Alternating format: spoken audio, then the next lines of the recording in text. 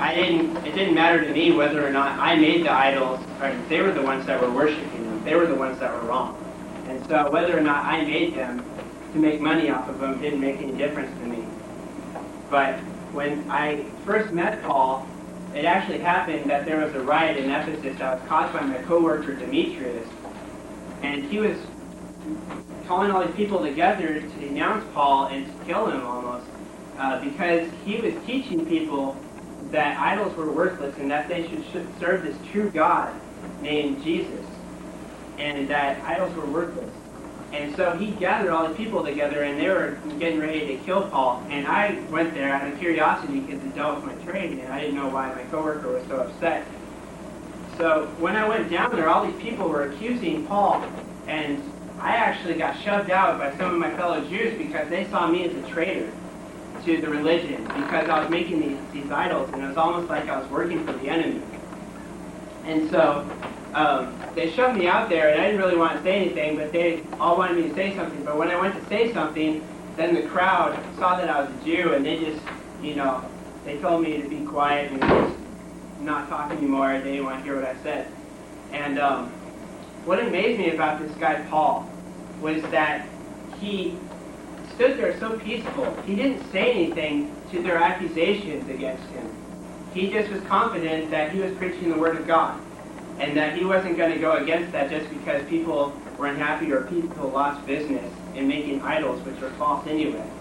And so that interested me, so I wanted to see more of this guy, Paul. And he was holding a rally, he was preaching Christ in these street corners, and I went, and there's this large crowd there, and he started talking about this guy, Jesus, that he worshipped, and that he said that he died on the cross, and it wasn't that long ago. And the amazing thing was that he said he rose from the dead. And I didn't know what I thought about that intellectually, but he seemed so passionate about it, and so I accepted Christ into my heart. And Paul actually offered to disciple me personally. He offered to take me along with him, and so that I would travel with him and go from church to church, and he would teach me all these things to ground me in my faith. Well, I already had my job in Ephesus, and I had a family to support, and so I didn't go with him. I stayed in Ephesus, and I still didn't see anything really wrong with making idols. And so I stayed in Ephesus, and I went to the church there, and I would go some Sundays, and some Sundays I wouldn't. But I wasn't really getting into the faith. I wasn't really passionate about it. I just accepted Jesus. I didn't really know what to do after that point. And then I met up with this guy named Hymenaeus. And he started taking me through discipleship, but what I didn't know at the time was that it was false discipleship. He was preaching a false gospel. He was preaching about a different Jesus, and he was saying things about how to get saved that were contrary to the truth. And so I was following him because I didn't know. I didn't know really what Christians believe. I didn't know.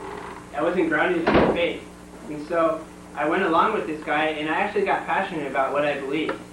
And so we were going out and we were preaching just like Paul did in those days, but I didn't know I was preaching a false gospel. And I was leading a bunch of people away from the Lord. Well, I got a letter. Strangely enough, it just happened to be the letter to Timothy, and it got into my hands somehow. And Paul wrote something in there that disturbed me. He wrote in there that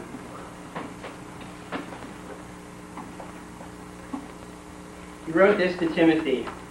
This charge I commit to you, son Timothy, according to the prophecies previously made concerning you, that by them you may wage the good warfare, having faith and a good conscience, with some having rejected concerning the faith have suffered shipwreck, of whom are Hymenaeus and Alexander. That's weird. I'm in here. Whom I delivered to Satan, that they may learn not to blaspheme. Well, I didn't know what Paul was talking about, because to me, this is all I knew about Christianity. I didn't know that there was anything else, and I didn't really feel like I was preaching the false gospel.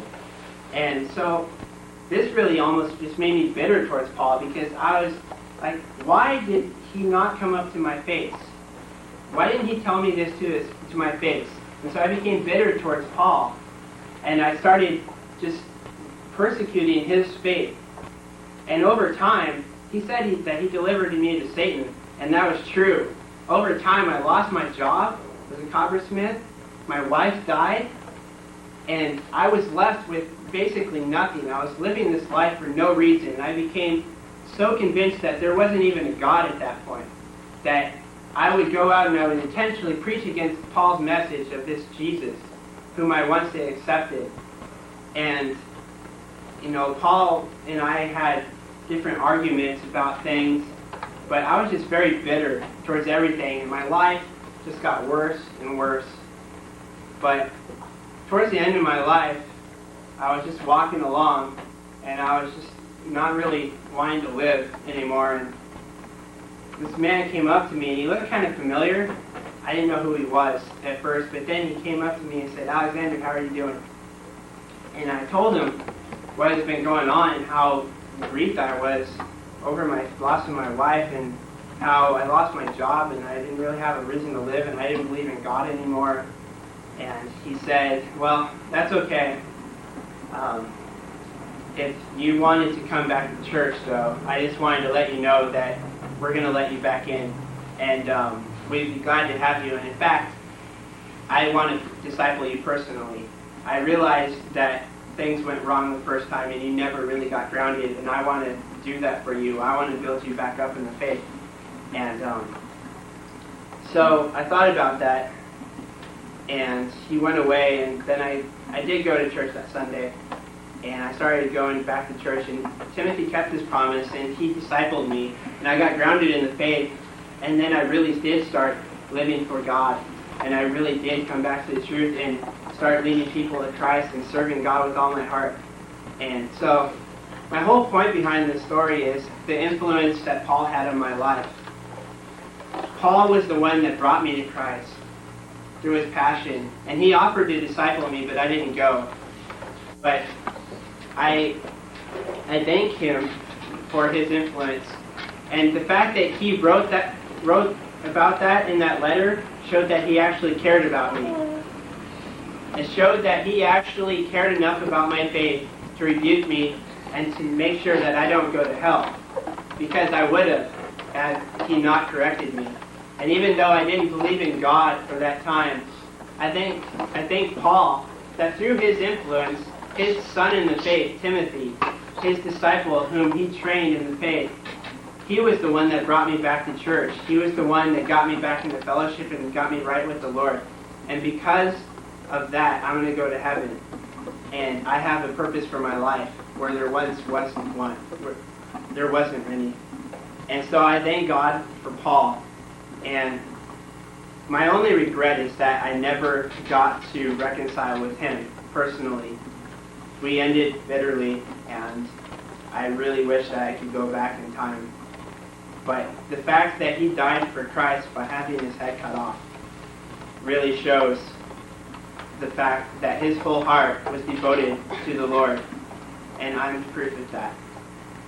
And so now we're going to go into small groups, and we're going to discuss this concept of being shipwrecked in your faith, and what does that mean, and how do you prevent that? And also on this Sunday morning, we're going to start a curriculum on the anchors of the soul, which, if you're talking in ship terminology, the anchor is the thing that keeps it steady.